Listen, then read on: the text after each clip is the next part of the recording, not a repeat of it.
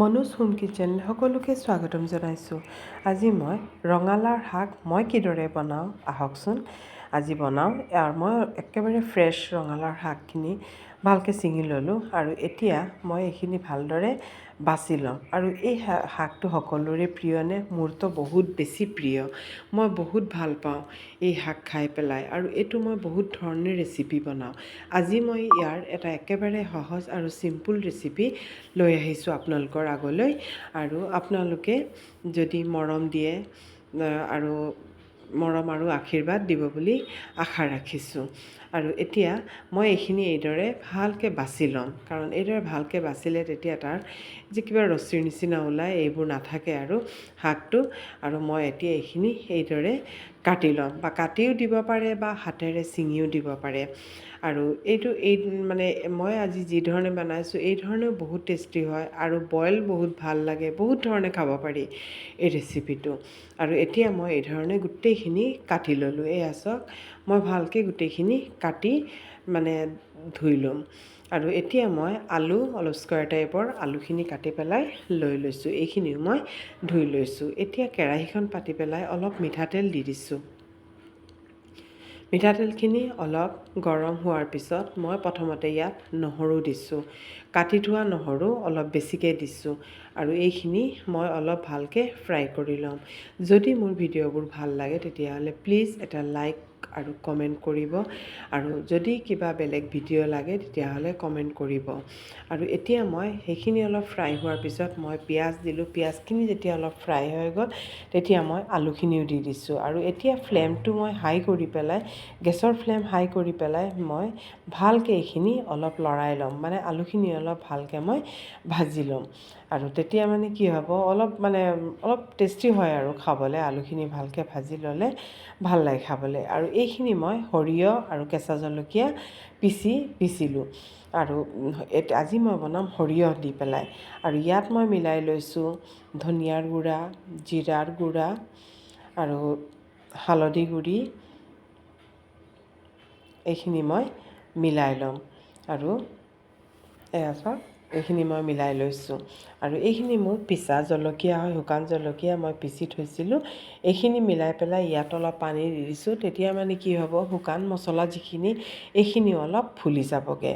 আৰু এই ধৰণে আপোনালোকে বনাইছে নে? যদি বনোৱা নাই এবাৰ বনাই চাবচোন, ইমান ভাল হয় খাবলৈ। আৰু চাওকচোন, আলুখিনি এটা ৰঙচুৱা ভাৱ আহি গৈছে। খুব ভালকৈ মই ভাজিলোঁ। আলুখিনি কিন্তু খুব ভালকৈ ভাজি ল'ব, তেতিয়া তাৰ টেষ্টটো কিন্তু খুব ভাল আহে। আৰু এয়া চাওক, মই খুব ভালকৈ ভাজি লোৱাৰ পিছত এতিয়া মই কি কৰিছোঁ, বিলাহী দিছোঁ। বিলাহীটো অপশ্যনেল হয়, আপোনালোকৰ যদি মন যায় দিব পাৰে, নহ'লে স্কিপ কৰিব পাৰে। আৰু ইয়াত মই অলপ ৰঙা কেঁচা জলকীয়া কেইটামান দি দিছোঁ। আৰু এতিয়া মই ইয়াত দিছোঁ অলপ কাটি থোৱা আদাও মই কাটি পেলাই দিছোঁ। আৰু মানে যেতিয়া মুখত আহে আৰু মানে ফ্লেভাৰটো খুব ভাল লাগে আৰু খাবলৈ। আৰু এই ধৰণে মই দি পেলাই আৰু অলপ দেৰি মই ভালকৈ লৰাই ল'ম।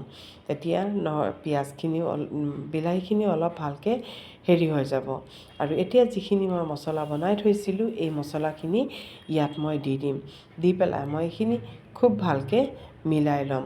আৰু যদি কিবা ৰঙালাওৰ কিবা বেলেগ ৰেচিপি লাগে, ৰঙালাও পাতৰ কিবা যদি বেলেগ ৰেচিপি লাগে, আপোনালোকে মোক প্লিজ কমেণ্ট কৰিব।